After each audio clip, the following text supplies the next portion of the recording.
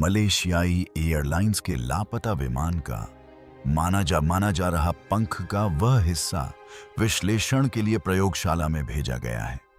अधिकारियों को अब इस बात का पूरा यकीन है कि यह वही मलेशियन एयरलाइंस का विमान है जो 16 महीने पहले लापता हो गया था और जिसका कोई सुराग नहीं मिला था। 8 मार्च 2014 की रात को मलेशिया एयरलाइंस का एक विमान जिसमें 229 लोग सवार थे अचानक गायब हो गया। न कोई आपातकालीन कॉल, न कोई मलबा, कुछ भी नहीं, बस सन्नाटा। 10 वर्षों से अधिक समय से विशेषज्ञों ने समुद्र तल की छानबीन में $200 मिलियन से अधिक खर्च किए हैं, लेकिन फिर भी उन्हें कुछ नहीं मिला।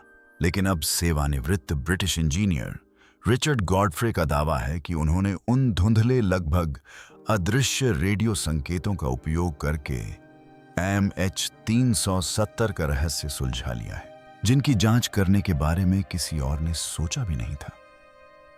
कुछ वैज्ञानिक इसे असंभव बताते हैं, जबकि अन्य लोग स्तब्ध हैं। यदि उनका दावा सही है तो हमें अंततः पता चल जाएगा कि MH370 कहाँ स्थित है। तो उन्हें क्या मिला? क्या यह नई विधि गहन जांच में खरी उतरेगी? और क्या मलबा सचमुच वहां मौजूद है? आइए गहराई से जानते हैं। जिस रात विमान गायब हुआ, आप शायद MH370 की कहानी जानते होंगे, या कम से कम आपको ऐसा लगता होगा। एक विमान उड़ान भरता है, रात के अंधेरे में उड़ता है और फिर गायब हो जाता है। लेकिन सच्चाई यह है कि हम में से अधिकांश लोगों के मन में जो कहानी है वह इसका बहुत छोटा हिस्सा है। उस रात असल में क्या हुआ था, यह कहीं अधिक जटिल, कहीं अधिक भयावह है।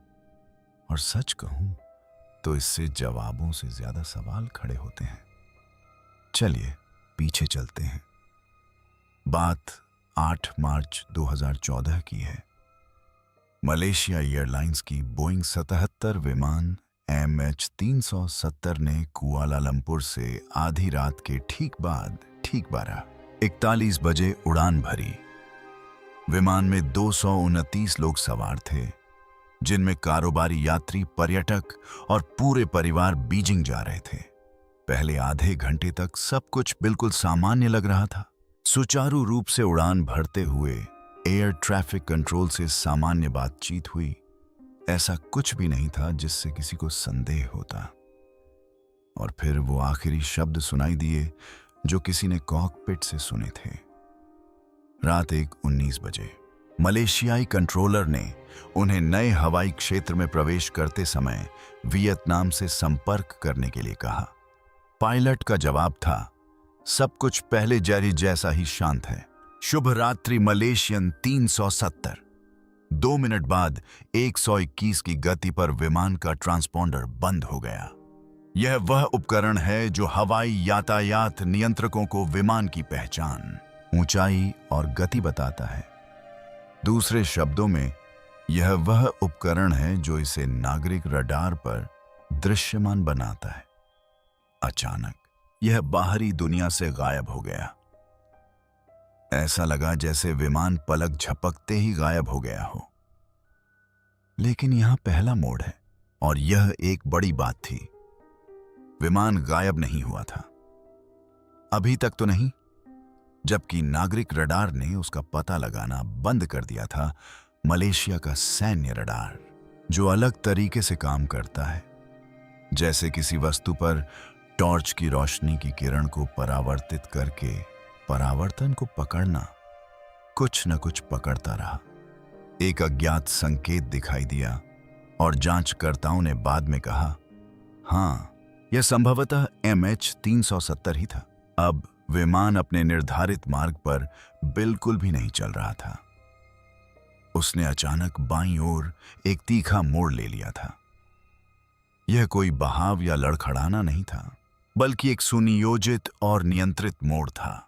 बीजिंग की ओर उत्तर पूर्व दिशा में जाने के बजाय वह पश्चिम की ओर मुड़ गया और यही सा मलय प्रायद्वीप को पार करते हुए अपने ही क्षेत्र के ठीक बगल से गुजरा। फिर वह आगे बढ़ता रहा, अंडमान सागर की ओर उड़ता हुआ। सैन्य रडार ने सुबह 2:22 बजे तक 1 घंटे तक उसका पीछा किया। जब वह पान्यांग द्वीप के उत्तर पश्चिम में रडार स्क्रीन से गायब हो गया, उसके बाद कुछ भी पता नहीं चला। कल्पना कीजिए कि आप रडार कक्ष में बैठे हैं और उस ब्लिप को देख रहे हैं जो आपको पता है कि एक यात्री जेट है, बस नक्शे से गायब हो गया। कोई संकटकालीन कॉल नहीं, कोई स्क्वॉक कोड नहीं, कोई स्पष्टीकरण नहीं, बस चला गया।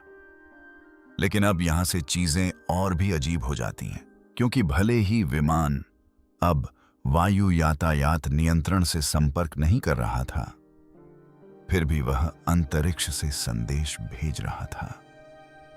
विमान की उपग्रह प्रणाली, उपग्रह डेटा इकाई ने चुपचाप हिंद महासागर के ऊपर परिक्रमा कर रहे इनमारात उपग्रह से पुनः संपर्क स्थापित कर लिया था। इसका इस्तेमाल विमानों को ट्रैक करने के लिए नहीं किया जाता था। यह महज रखरखाव के लिए भेजा गया एक संकेत था, एक तरह का हाँ अभी भी यही है वाला पिंग।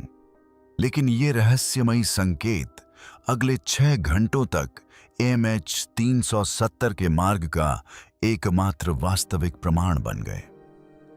कुल मिलाकर ऐसे 7 संकेत मिले, और ब्लैक बॉक्स, रडार या रेडियो कॉल न होने के कारण ये 7 संकेत ही जांचकर्ताओं के लिए सुराग बन गए। 2 महत्वपूर्ण आंकड़ों का उपयोग करते हुए बर्स्ट टाइमिंग ऑफसेट, जो मूल रूप से सिग्नल की कुल यात्रा में लगने वाला विलंब है, और बर्स्ट फ्रीक्वेंसी ऑफसेट, जो सिग्नल में होने वाला एक सूक्ष्म डॉपलर शिफ्ट है। इंजीनियरों ने यह पता लगाने की कोशिश की कि विमान कहाँ गया था। उन्हें जो मिला वो थे विशाल चाप जो पूरी पृथ्वी पर फैले हुए थे। एक मार्ग उत्तर की ओर एशिया से होकर गुजरता था, जबकि दूसरा दक्षिण की ओर हिंद महासागर की विशाल शून्यता में समा जाता था। उत्तरी मार्ग को तुरंत खारिज कर दिया गया। बहुत सारे रडार थे, बहुत सारी सेनाएं उस आकाश पर नजर रख रही थीं। किसी न किसी ने तो उस अनियमित बोइंग विमान को देख ही लिया होगा, इसलिए सारा ध्यान नीचे की ओर चला गया। इसी से वह बिंदु बना जिसे अब हम 7वां चाप कहते हैं, यानी सुबह 8:19 बजे खींची गई अंतिम रेखा, जब आखिरी संपर्क हुआ था। गणितीय रूप से यही वह समय था जब MH370 का ईंधन संभवतः समाप्त हो गया था और वह हिंद महासागर के उस सुनसान मोड़ पर कहीं बह गया था। और यहीं से विमानन इतिहास के सबसे बड़े और सबसे महंगे खोज अभियानों में से एक की शुरुआत हुई। दर्जनों जहाजों, विमानों और बाद में गहरे समुद्र में उड़ने वाले ड्रोनों ने 120,000 वर्ग किलोमीटर के समुद्री तल की छानबीन की। संदर्भ के लिए, यह लगभग पेंसिल्वेनिया के आकार का है। उन्होंने वर्षों और करोड़ों डॉलर खर्च करके समुद्र तल पर सोनार का इस्तेमाल किया, और उन्हें क्या मिला? कुछ नहीं। खैर, पूरी तरह से कुछ भी नहीं। समय के साथ मलबे के कुछ टुकड़े बहकर आ गए। रियूनियन द्वीप में एक विमान का फ्लैप मोसम्बिक में, कुछ आंतरिक पैनलिंग मेडागास्कर में कुछ और टुकड़े। लेकिन उस मलबे में से किसी ने भी जांचकर्ताओं को निर्णायक सबूत नहीं दिया। न कोई कॉकपिट वॉइस रिकॉर्डर, न कोई फ्लाइट डेटा रिकॉर्डर, न कोई ठोस जवाब। खोज ठप हो गई थी। इनमारात का गणितीय विश्लेषण शुरू में तो सटीक लग रहा था, लेकिन अगर इतना सटीक था तो फिर यह खाली महासागर तक क्यों पहुंचा? यही सवाल आज भी लोगों को परेशान करता है। आधिकारिक बयान में कुछ गड़बड़ थी, और इस खालीपन के बीच, जहां न तो कोई स्पष्ट मलबा था न ही कोई स्पष्टीकरण, सिद्धांतों की बाढ़ सी आ गई। कुछ बेतुके, कुछ बेहद विश्वसनीय, लेकिन इस रहस्य में सबसे दिलचस्प आवाजों में से एक रिचर्ड गॉडफ्री की थी, जिन्होंने दावा किया कि उन्हें पता चल गया है कि MH370 वास्तव में कहां है, और उन्होंने अपने सबूतों से दुनिया को चौंका दिया। हमारे पास समुद्र विज्ञान, बहाव विश्लेषण और बोइंग से प्राप्त प्रदर्शन डेटा है। वह कहानी जिस पर सबने यकीन कर लिया, जबकि ऐसा नहीं होना चाहिए था। असल बात यह है कि जब आप सारी उलझनें हटा देते हैं तो MH370 की आधिकारिक कहानी काफी सरल है, शायद जरूरत से ज्यादा सरल। विमान के गायब होने के बाद के वर्षों में जांचकर्ताओं, मीडिया संस्थानों और यहां तक कि कुछ विमानन विशेषज्ञों ने भी एक ही स्पष्टीकरण को अपना लिया। कहानी कुछ इस तरह है। 53 वर्षीय अनुभवी पायलट कैप्टन जहारी अहमद शाह, जिनके पास 18,000 से अधिक उड़ान घंटों का अनुभव था, ने अपने ही विमान का अपहरण कर लिया। इस कहानी के अनुसार उसने शांति से संचार प्रणाली बंद कर दी, मलेशिया के ऊपर से तेजी से यू टर्न लिया, केबिन का दबाव कम कर दिया, जिससे विमान में सवार सभी लोग बेहोश हो गए और फिर लगभग 7 घंटे तक दक्षिण की ओर एक सुनसान जगह पर उड़ता रहा। अंततः जब ईंधन खत्म हो गया तो विशाल बोइंग 7 विमान चुपचाप दक्षिणी हिंद महासागर में जा गिरा। तक कहा, जिसे कुछ लोगों ने भूतिया उड़ान या ज़ॉम्बी उड़ान कहा। सुनने में तो ये हॉलीवुड की किसी डरावनी कहानी जैसी लगती है। एक सम्मानित पायलट खलनायक बन गया जिसने 229 लोगों को मौत के मुंह में धकेल दिया। लेकिन समस्या यह है कि जब आप सबूतों पर गौर से नजर डालते हैं तो यह सुनियोजित सिद्धांत कम से कम 3 बड़े कारणों से धराशायी हो जाता है। चलिए उपग्रह डेटा से शुरू करते हैं, क्योंकि यही पूरे आधिकारिक सिद्धांत की रीढ़ है। MH370 ने इनमरसैट उपग्रह के साथ जो संपर्क स्थापित किया था, उसी का उपयोग उसके संभावित मार्ग का मानचित्रण करने के लिए किया गया था। लेकिन यहीं से मामला पेचीदा हो जाता है। सुबह लगभग 8:19 बजे का अंतिम डेटा सेट कुछ अजीब दिखाता है। बर्स्ट फ्रीक्वेंसी ऑफसेट, जिसे संक्षेप में BFO कहते हैं। इससे पता चलता है कि विमान किसी इंजन फेल होने वाले विमान की तरह धीरे धीरे नीचे नहीं उतर रहा था, जो सुरक्षित रूप से आपातकालीन स्थिति में उतरने की कोशिश कर रहा हो। इसके बजाय आंकड़े ऊंचाई में अचानक गिरावट और तीव्र गति से नीचे उतरने की ओर इशारा करते हैं। इसे शांत गति से नीचे उतरने के बजाय नाक के बल गोता लगाने जैसा समझें। दरअसल ऑस्ट्रेलियाई परिवहन सुरक्षा ब्यूरो द्वारा 2016 में BFOS की समीक्षा में यह सुझाव दिया गया था कि जेट 15,000 फीट प्रति मिनट की रफ्तार से नीचे उतर रहा होगा। यह नियंत्रित लैंडिंग नहीं है, यह आसमान से गिरना है। और यही बात पायलट द्वारा आत्महानि या ईंधन की कमी के कारण नीचे गिरने के सिद्धांत को बहुत कमजोर साबित करती है। फिर मलबा है, या यूं कहें कि मलबे के छोटे छोटे टुकड़े जो हमारे पास मौजूद हैं। पहला पुष्ट टुकड़ा वह था जिसे फ्लैपेरॉन ने जुलाई 2015 में अफ्रीका के तट से दूर रायून द्वीप पर खोजा था। तब से मेडागास्कर, मोजाम्बिक, तंजानिया, मॉरिशस और दक्षिण अफ्रीका के समुद्र तटों से लगभग 3 दर्जन और टुकड़े बरामद किए गए हैं, जिनमें से कुछ की पुष्टि हो चुकी है और अन्य की संभावना बहुत अधिक है। ABC के एलेक्स मार्क्वार्ड ने रियूनियन द्वीप से रिपोर्ट दी है, जहां उन्हें वह रहस्यमय हिस्सा मिला। अब आता है सबसे महत्वपूर्ण हिस्सा। अगर पायलट ने विमान को धीरे से पानी में उतारने की कोशिश की होती तो फ्लैपेरॉन की हालत वैसी नहीं होती जैसी होनी चाहिए थी। उसका पिछला किनारा इस तरह से क्षतिग्रस्त था कि विशेषज्ञों का कहना है कि यह कंपन से होने वाले नुकसान जैसा लग रहा था। कंपन तब होती है जब कोई कंट्रोल सरफेस तेज हवा में बुरी तरह हिलता है। यह भी पुष्टि हुई कि फ्लैप्स अंदर की ओर मुड़े हुए थे, जिसका मतलब है कि विमान क्रूज मोड में था, लैंडिंग के लिए तैयार नहीं था। अन्य हिस्सों से भी ऐसी ही जानकारी मिली। तंजानिया में मिले एक विंग फ्लैप के हिस्से में ओवरलोड के कारण फ्रैक्चर के सबूत मिले, जो एक बार फिर तेज और ऊर्जा से भरे जोरदार प्रभाव की ओर इशारा करते हैं। अगर यह एक शांत सुनियोजित जल लैंडिंग होती तो हम उम्मीद करते कि फ्लैप फैले होते, मलबा अधिक सुरक्षित होता और शायद धड़ के कुछ हिस्से तैरते हुए भी दिखाई देते। लेकिन इसके बजाय मिले हुए टुकड़े क्रूर विनाश को दर्शाते हैं। और फिर हम उस चीज पर आते हैं जो शायद सबसे बड़ी खामी है, यानी खोज प्रक्रिया। सरकारों ने हिंद महासागर की छानबीन में करोड़ों डॉलर खर्च किए और 120,000 किलोमीटर से अधिक समुद्र तल का मानचित्रण किया। लेकिन असली बात तो यह है कि पूरा अभियान अनुमानों की एक श्रृंखला पर आधारित था। जांचकर्ताओं ने मान लिया था कि उपग्रहों से प्राप्त सिग्नल एक सटीक मार्ग दर्शाते हैं। उन्होंने मान लिया कि विमान का ईंधन खपत ठीक वैसा ही था जैसा मॉडल ने अनुमान लगाया था।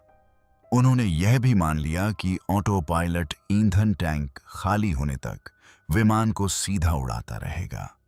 और सबसे बुरी बात यह थी कि उन्होंने सातवें जहाज को एक अचूक सत्य की तरह माना, मानो वह एक ऐसी संकीर्ण रेखा हो जहां विमान को अवश्य ही उतरना था, लेकिन अनुमान लगाना खतरनाक होता है। और जैसे जैसे साल बीतते गए, सोनार और पानी के अंदर ड्रोन ले जाने वाले जहाजों को ज्वालामुखी की चोटियों और गहरी खाइयों के अलावा कुछ नहीं मिला। सच्चाई को नजरअंदाज करना असंभव हो गया। वे गलत जगह खोज रहे थे। यह पुष्टि पूर्वाग्रह का एक उत्कृष्ट उदाहरण था। किसी सिद्धांत पर इतना दृढ़ विश्वास करना कि आप हर सबूत को उसी के अनुरूप ढालने के लिए तोड़ मरोड़ कर पेश करते हैं। पायलट द्वारा खुद को नुकसान पहुंचाने की कहानी सुर्खियों के लिए तो सुव्यवस्थित और आसान थी, लेकिन वास्तविक सबूत उलझे हुए और विरोधाभासी थे। तो इससे हम कहां पहुंचते हैं, जब 2017 की शुरुआत में आधिकारिक खोज निलंबित की गई, तब तक लोग निराश, क्रोधित और हताश हो चुके थे। पीड़ितों के परिवारों को अभी भी कोई जवाब नहीं मिला था। विमानन विशेषज्ञों ने स्वीकार किया कि वे हैरान थे और जनता के सामने एक ऐसी कहानी थी जो समझ से परे थी। अगर कैप्टन जहारी के बारे में दी गई सटीक व्याख्या सही नहीं थी, तो फिर सही क्या था? क्या उपग्रह डेटा को गलत तरीके से पढ़ा गया था? क्या मलबे से किसी बिल्कुल अलग तरह की दुर्घटना का संकेत मिल रहा है? या फिर कोई और तरीका था, कोई अनदेखी तकनीक जो आधिकारिक खोज टीमों द्वारा आजमाए गए किसी भी प्रयास से कहीं अधिक सटीक रूप से MH370 का पता लगा सकती थी? यहीं से रिचर्ड गॉडफ्रे की एंट्री होती है, एक सेवानिवृत्त ब्रिटिश एयरोस्पेस इंजीनियर जिन्हें पहेलियों को सुलझाने का शौक था। उन्होंने एक बिल्कुल अलग तरीका अपनाने का फैसला किया। जब सरकारें सैटेलाइट सिग्नलों को टटोलने में लगी थीं, तब गॉडफ्रे एक ऐसा सवाल पूछ रहे थे जिसे पूछने की हिम्मत किसी और ने नहीं की थी, और उनके जवाब ने MH370 के बारे में हमारी सारी जानकारी को हिलाकर रख दिया। रिचर्ड गॉडफ्रे का यह विचार सुनने में भले ही अजीब लगे, लेकिन शायद उतना अजीब न हो। MH370 के मिलने की उम्मीद छोड़ चुके लोगों के 2 साल बाद अपने अध्ययन कक्ष में चुपचाप बैठे 70 वर्ष के एक व्यक्ति के मन में एक ऐसा अजीब सवाल उठ रहा था जो किसी खराब मजाक की शुरुआत जैसा लग रहा था। अगर लापता विमान का पता लगाया जा सके तो क्या होगा? उपग्रहों से नहीं, रडार से नहीं, यहां तक कि सैन्य तकनीक से भी नहीं, बल्कि अपने गैरेज में प्रयोग करने वाले शौकिया रेडियो विशेषज्ञों द्वारा। रिचर्ड गॉडफ्रे, एक सेवानिवृत्त ब्रिटिश एयरोस्पेस इंजीनियर, ने विमान के लापता होने के लगभग 2 साल बाद इसी तरह के सवाल पूछना शुरू किया। विश्वसनीय सबूत उपलब्ध कराए जाने पर तलाशी फिर से शुरू की जाएगी। जहां सरकारें लाखों डॉलर खर्च करके ऐसी खोजों में जुटी थीं जिनसे खाली समुद्र के सिवा कुछ नहीं मिल रहा था, वहीं गॉडफ्रे संतुष्ट नहीं थे। उन्होंने अपना पूरा जीवन इंजीनियरिंग की पहेलियों को सुलझाने में बिताया था। और यह उनके सामने आई सबसे बड़ी पहेली थी। इसीलिए उन्होंने एक ऐसी तकनीक की गहराई में उतरना शुरू किया जिसके बारे में हैम रेडियो समुदाय के बाहर शायद ही किसी ने सुना था। इसे WSPR कहा जाता था। WSPR यानी वीक सिग्नल प्रोपेगेशन रिपोर्टर 2000 के दशक में विकसित एक अनोखी प्रणाली है। मूल रूप से दुनिया भर के हजारों शौकिया रेडियो उत्साही हर कुछ मिनटों में फुसफुसाहट जैसी धीमी रेडियो सिग्नल भेजते हैं। ये सिग्नल बेहद कमजोर होते हैं, अक्सर 1 वॉट से भी कम, लगभग एक नाइटलाइट की शक्ति के बराबर। लेकिन ये आयन मंडल से टकराकर हजारों मील की दूरी तय कर सकते हैं। WSPR को एक विशाल मकड़ी के जाले की तरह समझें जो पूरी दुनिया में फैला हुआ है। प्रत्येक धागा 2 स्टेशनों के बीच आने जाने वाले कमजोर संकेतों में से एक है। आमतौर पर यह शौकिया लोगों को यह पता लगाने में मदद करता है कि उनके संकेत कितनी दूर तक जाते हैं। लेकिन गॉडफ्रे ने एक महत्वपूर्ण बात समझी। अगर कोई विशाल हवाई जहाज ऐसे किसी धागे को काटता है तो वह एक हलचल पैदा कर देता है। यह सुनने में नाटकीय नहीं लगता। यह सिग्नल की तीव्रता में मामूली गिरावट या आवृत्ति में थोड़ा सा बदलाव हो सकता है, कभी कभी एक डेसेलरेशन से भी कम। लेकिन ये सभी गड़बड़ियां WSPR नेट नामक ऑनलाइन डेटाबेस में हर बार दर्ज की जाती हैं। और वह डेटाबेस बहुत विशाल है। वर्षों का डेटा, दुनिया भर के रेडियो स्टेशनों से अरबों छोटे छोटे संदेश। गॉडफ्रे ने सोचा कि अगर MH370 सचमुच उस रात हिंद महासागर के ऊपर से गुजरा था तो वह उन दर्जनों अदृश्य तरंगों को पार कर गया होगा। और अगर वह उन तरंगों का पता लगा लेता तो शायद वह मैदान के रास्ते का नक्शा बना पाता, जैसे ब्रेड क्रम्स के निशान। इसलिए उसने कमर कस ली और छानबीन शुरू कर दी। यह कोई सप्ताहांत का काम नहीं था, यह उनका जुनून बन गया। 3 साल तक उन्होंने WSPR नेट के आर्काइव को खंगाला, जिसका मतलब था 200 अरब से अधिक लाइनों के कच्चे डेटा से निपटना। उन्हें आयन मंडल की सामान्य उथल पुथल के तहत आने वाले सौर तूफान, पृष्ठभूमि हस्तक्षेप जैसी सभी झूठी जानकारियों को छानने के लिए विशेष सॉफ्टवेयर बनाना पड़ा। और फिर धीरे धीरे एक तस्वीर उभरने लगी। 7 और 8 मार्च 2014 की रात के बीच, जब बोइंग 77 विमान गायब हुआ, गॉडफ्रे ने हिंद महासागर के ऊपर लगभग 130 WSPR विसंगतियां पाईं। यह कोई आकस्मिक शोर नहीं था, न ही मौसम या रेडियो हस्तक्षेप से इसकी व्याख्या की जा सकती थी। जब उन्होंने इन्हें मानचित्र पर घटित होने के क्रम में अंकित किया तो वे एक सीधी रेखा में व्यवस्थित हो गए। यह रेखा ठीक उसी स्थान से शुरू होती थी जहां मलेशियाई सैन्य रडार ने आखिरी बार विमान का पता लगाया था। वहां से यह दक्षिण पश्चिम की ओर मुड़ती थी, फिर दक्षिण की ओर चली जाती थी। जांचकर्ताओं को ठीक इसी तरह के मोड़ का लंबे समय से संदेह था, लेकिन इस बार कहीं अधिक सटीकता के साथ। और सुराग यूं ही गायब नहीं हो गया। यह एक बहुत ही विशिष्ट स्थान पर जाकर समाप्त हुआ। 29,128 डिग्री दक्षिण, 99,934 डिग्री पूर्व। यह ऑस्ट्रेलिया के पर्थ से लगभग 1,500 किलोमीटर पश्चिम में है। गहरा पानी हाँ, लेकिन फिर भी लगभग 200 किलोमीटर उस क्षेत्र के भीतर जहां किसी भी आधिकारिक या निजी खोज ने कभी प्रवेश नहीं किया था।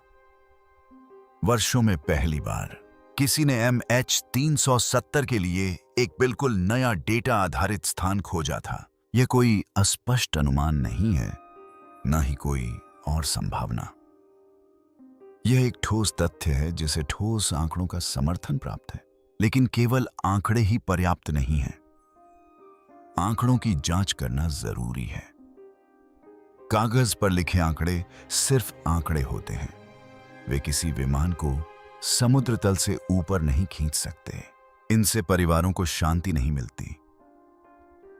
रिचर्ड गॉडफ्रे के लिए असली परीक्षा यह नहीं थी कि क्या वह हैम रेडियो संकेतों में पैटर्न ढूंढ सकते हैं। असली परीक्षा यह थी कि क्या वे पैटर्न उन लोगों के कठिन सवालों का सामना कर सकते हैं जिन्हें सिद्धांतों से कोई लेना देना नहीं था। उन्हें सबूत चाहिए थे। इसीलिए उन्होंने अपने निष्कर्ष लिवरपूल विश्वविद्यालय में विश्लेषकों की एक टीम के सामने रखे जो इस तरह की त्रासदियों को सुलझाने में माहिर थे। ये वही विशेषज्ञ थे जिन्होंने अटलांटिक महासागर में लापता होने के बाद एयर फ्रांस की उड़ान 447 के मलबे का पता लगाने में मदद की थी। विमान लुढ़कने लगता है। यह 2011 में एक तरफ से दूसरी तरफ जाने लगता है। अगर गॉडफ्रे के आंकड़े छल कपट होते तो वे तुरंत समझ जाते। तो उन्होंने उनके सामने आखिर क्या पेश किया था? और यह बेबुनियाद सिद्धांतों के ढेर में गुम होने के बजाय उनका ध्यान आकर्षित करने में कामयाब क्यों हुआ? चलिए इसे विस्तार से समझते हैं। पहेली का पहला हिस्सा वह था जिसे उन्होंने टाइमर स्टैंप क्रॉस चेक कहा था। यह मूल रूप से एक वास्तविकता की जांच थी। क्या WSPR डेटा में मिली गड़बड़ियां MH370 की उड़ान की वास्तविक समय रेखा से मेल खाती थीं? यदि वे रेडियो सिग्नल विमान के इनमारात उपग्रह के साथ ज्ञात पिंग से घंटों पहले या बाद में आ रहे थे तो पूरा सिद्धांत धराशायी हो जाता। लेकिन इसके विपरीत हुआ। गॉडफ्रे द्वारा चिह्नित की गई 130 विसंगतियों में से प्रत्येक लगभग 4 मिनट के भीतर इनमारात पिंग के साथ सटीक रूप से मेल खा गई। यह कोई मामूली संयोग नहीं है जिसे नजरअंदाज किया जा सके। यह एक पैटर्न है। और जब जांचकर्ताओं ने अन्य स्पष्टीकरणों की तलाश की, जैसे कि शायद उसी हवाई क्षेत्र में कोई अन्य बोइंग 77, शायद कोई मालवाहक विमान वहां से गुजर रहा हो, तो कुछ भी मेल नहीं खाता था। उस आकाश में कोई अन्य विमान नहीं था। कोई अन्य विमान उन तरंगों को उत्पन्न नहीं कर सकता था। एकमात्र संभावित कारण MH370 ही बचा था। इसके बाद बारी आई सिग्नल की ज्यामिति की। इसे ऐसे समझें जैसे किसी धुंधली तस्वीर को एक स्पष्ट तस्वीर से बदल दिया जाए। मारसैट के उपग्रह डेटा में हमेशा एक विस्तृत मानचित्र की बजाय एक मोटे मोटे रेखा चित्र की तरह डेटा होता था। यह केवल विशाल छापों तक ही सीमित कर सकता था। सैकड़ों किलोमीटर चौड़े विशाल अस्पष्ट समुद्री क्षेत्र अनुमान लगाने के लिए काफी थे, लेकिन सटीक स्थान का पता लगाने के लिए पर्याप्त नहीं थे। WSPR ने इस स्थिति को बदल दिया। चूंकि प्रत्येक सिग्नल 2 रेडियो ऑपरेटरों के बीच एक विशिष्ट मार्ग से यात्रा करता था, जैसे कि एक न्यूजीलैंड में और दूसरा दक्षिण अफ्रीका में, इसलिए किसी भी प्रकार की गड़बड़ी उसी मार्ग तक सीमित हो जाती थी। जब कई रास्तों में एक साथ गड़बड़ी दिखाई दी तो उन्हें मानचित्र पर रेखाओं की तरह पार किया जा सकता था। अचानक महाद्वीप जितने बड़े खोज क्षेत्र के बजाय गॉडफ्रे लगभग 20 किलोमीटर चौड़े गलियारे बना रहा था। जितने अधिक रास्ते होते खोज उतनी ही सटीक होती जाती। पिछले 6 वर्षों में उन्होंने अपनी तकनीक में काफी प्रगति की है। हमारे पास MH370 पर नए शोध उपलब्ध हैं। फिर आया सबसे मुश्किल परीक्षण, अपवर्तन फिंगरप्रिंट। इसमें रेडियो संकेतों में दिखने वाले उतार चढ़ाव को महज यादृच्छिक शोर न साबित करना था। समुद्र की सतह, आयन मंडल, यहां तक कि सौर गतिविधि भी रेडियो तरंगों को इस तरह मोड़ और घुमा सकती थी कि वे अव्यवस्थित दिखाई दें। गॉडफ्रे को यह दिखाना था कि जो सिग्नल वह पकड़ रहे थे वह किसी विशाल हवाई जहाज का फिंगरप्रिंट था, न कि प्रकृति की कोई गड़बड़ी। उन्होंने 14 मेहर्ट्ज रेंज के संकेतों पर ध्यान केंद्रित किया, क्योंकि जब बोइंग 777 जैसा कोई विशाल विमान इस आवृत्ति से गुजरता है तो यह आवृत्ति एक निश्चित तरीके से प्रतिक्रिया करती है, यह सुनिश्चित करने के लिए कि परिणाम बेकार न हों। उनके सॉफ्टवेयर ने किसी भी हल्की या अस्पष्ट ध्वनि को हटा दिया। केवल 255 डेसिबल या उससे अधिक की तीव्र ध्वनि को ही शामिल किया गया। उन सभी फिल्टरों को चलाने के बाद उनके पास 130 ठोस विसंगतियां बचीं। और सबसे चौंकाने वाली बात यह है कि वे मानचित्र पर बिखरी हुई नहीं थीं। वे दक्षिणी हिंद महासागर में एक रेखा बनाकर एकत्रित थीं, मानो किसी ने पानी पर ब्रेडक्रम्स बिखेर दिए हों। जब लिवरपूल की टीम ने बेइजियन विश्लेषण का उपयोग करते हुए अपने मॉडलों में इन आंकड़ों का विश्लेषण किया, उसी सांख्यिकीय पद्धति का उपयोग करके जिससे एयर फ्रांस 447 का स्थान निर्धारित किया गया था, तो उन्हें एक उल्लेखनीय परिणाम मिला। उनकी गणना से पता चला कि MH370 का मलबा गॉडफ्रे के निर्देशांकों के केंद्र में स्थित समुद्र के एक छोटे से हिस्से में होने की 74% संभावना थी। विमान के लापता होने के बाद पहली बार आंकड़े केवल आशाजनक नहीं थे, बल्कि गणितीय रूप से पुख्ता थे। अब कल्पना कीजिए कि आप उन वैज्ञानिकों में से एक हैं। आपने वर्षों तक तरह तरह के अटपटे सिद्धांतों को उभरते और फिर खत्म होते देखा है। चोरी किए गए विमान, गुप्त अड्डे, पायलटों द्वारा आत्महत्या, यहां तक कि अपहरण। और फिर कोई आपको ऐसे आंकड़ों का एक सिलसिला सौंप देता है जो इतनी सटीकता से मेल खाते हैं कि उन्हें नजरअंदाज करना लगभग असंभव है। यह पूर्ण प्रमाण नहीं था, लेकिन विमान के गायब होने की रात के बाद से अब तक किसी ने भी इससे ज्यादा सटीक सबूत नहीं देखा था। WSPR के खिलाफ विरोध किसी भी साहसिक नए विचार के बारे में यही बात है।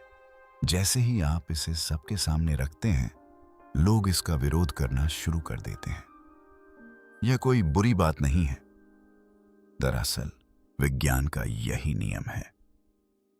अगर कोई इस पर सवाल न उठाए तो यह और भी अजीब होगा। और MH370 जैसी भयावह और भावनात्मक रूप से संवेदनशील घटना के मामले में संदेह तुरंत और जोरदार तरीके से सामने आया। तो आइए रिचर्ड गॉडफ्रे के WSPR सिद्धांत पर लोगों द्वारा उठाए गए सबसे बड़े आपत्तियों और उन्होंने तथा अन्य लोगों ने उनका कैसे विरोध किया, इस पर एक नजर डालते हैं। पहली आपत्ति लगभग तुरंत ही सामने आ गई। WSPR को इस उद्देश्य के लिए डिजाइन ही नहीं किया गया था। और जानते हैं क्या यह सच है?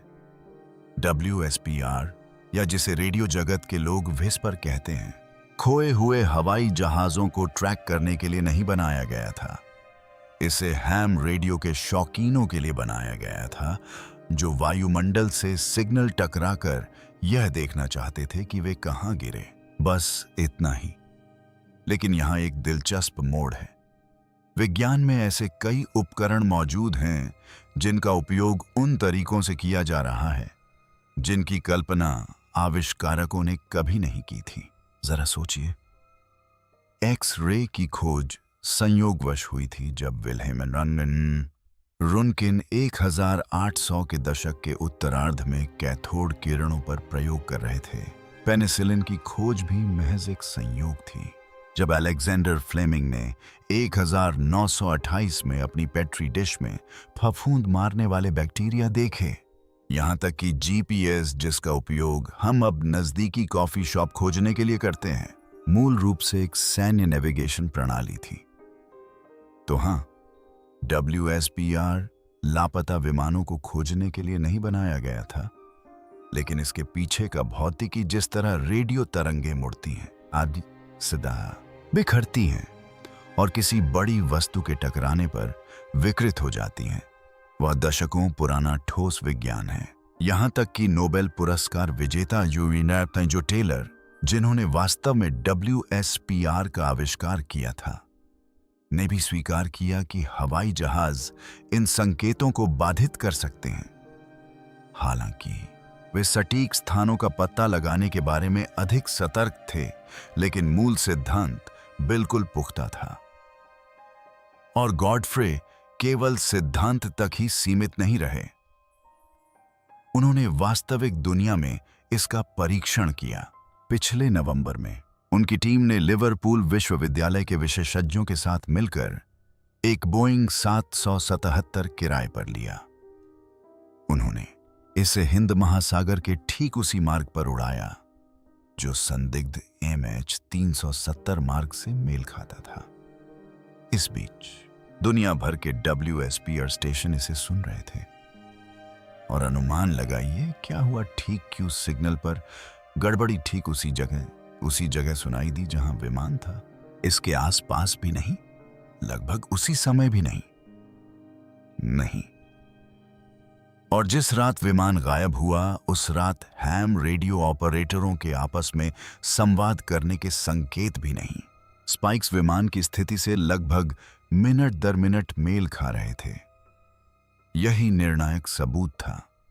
इस बात का प्रमाण कि यह महज कागज पर किया गया गणितीय परीक्षण नहीं था। सिस्टम वास्तविक समय में काम कर रहा था। दूसरी आपत्ति गॉडफ्रे पर ही कटाक्ष जैसी लग रही थी। वह लक्ष्य को बार बार बदल रहे हैं और ऊपरी तौर पर देखा जाए तो यह बात सही भी है। वर्षों पहले उनकी पहली गणनाओं में दुर्घटना स्थल 33 डिग्री दक्षिण के करीब बताया गया था। फिर यह 34 डिग्री दक्षिण की ओर स्थानांतरित हुआ और अंत में 29 डिग्री दक्षिण की ओर। आलोचकों ने तुरंत इस पर हमला बोला और कहा कि यह अनुमान मात्र लगता है। लेकिन बात यह है कि विज्ञान में बेहतर डेटा मिलने पर अपने उत्तर को बदलना विफलता नहीं बल्कि प्रगति है। जब कैपरनैकस ने पहली बार यह विचार रखा कि पृथ्वी ब्रह्मांड का केंद्र नहीं है, तब उनका गणित पूरी तरह सटीक नहीं था। बाद के खगोलविदों ने डेटा को परिष्कृत करके मॉडल को और बेहतर बनाया। यहां भी वही बात है। गॉडफ्रे ने यूं ही नक्शे पर तीर नहीं चलाए। हर बदलाव इसलिए हुआ क्योंकि WSPR का और डेटा उपलब्ध हुआ और उसे विश्लेषण करने वाले एल्गोरिदम और भी बेहतर होते गए। समय के साथ अनिश्चितता का क्षेत्र सिकुड़ता गया और सबसे महत्वपूर्ण बात यह है कि 14 महीनों से अधिक समय से लक्ष्य की काम करती बात के शख्स 29 डिग्री दक्षिण से बिल्कुल नहीं हिला है। यह बहुत बड़ी बात है। इसका मतलब है कि सुधार का काम पूरा हो चुका है। मॉडल में अब कोई बदलाव नहीं आ रहा है। इसी स्थिरता ने आखिरकार लोगों को यकीन दिलाया कि यह सिर्फ एक बदलता हुआ लक्ष्य नहीं था। फिर तीसरी आपत्ति है जिसे कोई पूरी तरह से खारिज नहीं कर सकता।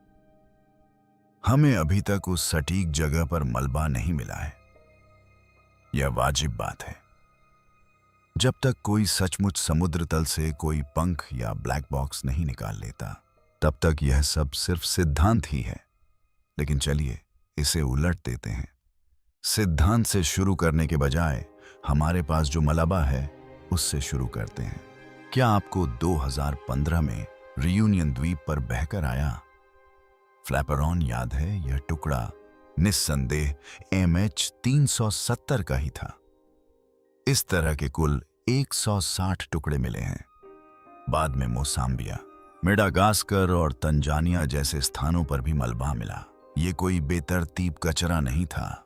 ये बोइंग 77 के पुर्जे थे जिनका सीधा संबंध लापता विमान से था। तो ये आए कहां से? यहीं पर समुद्र वैज्ञानिकों की भूमिका सामने आई। जर्मनी के जियोमार हेल्महोल्ट्ज़र महासागर अनुसंधान केंद्र में वैज्ञानिकों ने बड़े पैमाने पर बहाव सिमुलेशन चलाए। उन्होंने हिंद महासागर की धाराओं के कंप्यूटर मॉडल में वर्चुअल मैसेज इन ए बॉटल ट्रैकर डाले और देखा कि वे कहां तट पर पहुंचते हैं। उन्होंने ऐसा सैकड़ों हजारों बार किया। जब उन्होंने रियूनियन और अन्य अफ्रीकी तट रेखाओं से बहाव मार्गों को उलट दिया तो एक उल्लेखनीय घटना घटी। अधिकांश बहाव मार्ग 29 डिग्री दक्षिण में गॉडफ्रे के हॉट स्पॉट से लगभग 100 किलोमीटर के भीतर एक उद्गम बिंदु तक पहुंचे।